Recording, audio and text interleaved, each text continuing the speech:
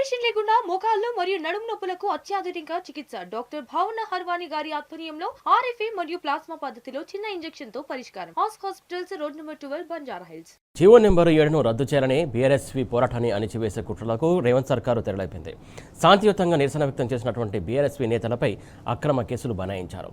BRSV నేతలను arrest చేసి తరలించినటువంటి DCM van Tadipatri తిరిగిందని case పెట్టారు పోలీసులు. జీవో నెంబర్ 7ను రద్దు చేయాలని డిమాండ్ చేస్తే నోటీసుల పేరుతో వేధించడంపై బీఆర్ఎస్వి రాష్ట్ర ఉపాధ్యక్షుడు తుంగ బాలు ఫైర్ అయ్యారు. విద్యార్థుల జీవితాలతో ఆటలాడితే చూస్తూ ఊరుకోమని తేల్చి చెప్పారు. గురుకుల విద్యా వ్యవస్థను సర్వనాశనం చేస్తూ ఉన్నత విద్యపై కూడా కత్తి పెట్టడంతో పేద విద్యార్థులు చదువుకు దూరమయ్యే పరిస్థితి వస్తుందని తుంగ బాలు ఆవేదన వ్యక్తం చేశారు.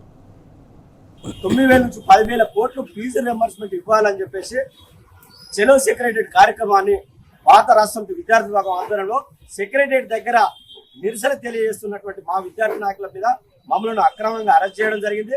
అదే విధంగా అక్కడ ఉన్నటువంటి పరిస్థితుల్లో డీసీఎంలో ఎక్కిస్తే డీసీఎంలో చిన్న తాటిపత్రి అదేదో చీకిపోయిన తాటిపత్రి చిరిగిపోయిందని ఇలా మా మీద అక్రమ కేసులు పెట్టడం జరిగింది.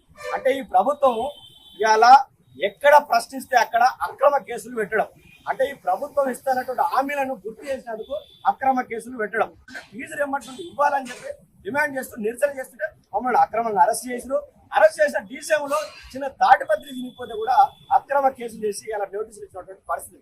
అంటే ఇలా ఈ ప్రభుత్వం ఎవరికి మీరు ఏం చేస్తారో మీరు ఒకసారి ఆలోచించండి. అంటే మీరు ఇచ్చినటువంటి హామీల మీద మేము అడిగితే ఇలా అక్రమ కేసులా?